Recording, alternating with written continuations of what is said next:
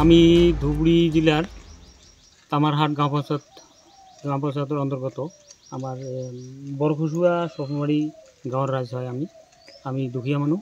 আমাৰ ইয়াত আমি যিটো পশুধন, আমি এই পশুধনখিনি ইয়াত এনেকুৱা ধৰণৰ বেমাৰ হৈ আছে যিটো আমি পক্স বুলি কওঁ। এই পক্স বেমাৰত আমাৰ ইয়াৰ বহুকেইটা গৰু মৰি গ'ল, যেনেকুৱা ক্ষীৰতী গাই আৰু বাছুৰবিলাক। এইখিনি এৰি হোৱাৰ কাৰণে আমি কি হ'ল, আমি ক্ষীৰতী গাইবিলাক যেতিয়া বেমাৰ হয়, আমি গৰীব মানুহ, এই ক্ষীৰতী গাইবিলাক গাই খীৰাই দুধ বিক্ৰী কৰি আমাৰ ল'ৰা ছোৱালীক পোহপাল কৰোঁ, লেখাপঢ়া শিকাওঁ। এইখিনি যদি আমি নাপাওঁ তেনেহ'লে আমি আৰু বেছি দুৰ্ভিক্ষত পৰি যাম।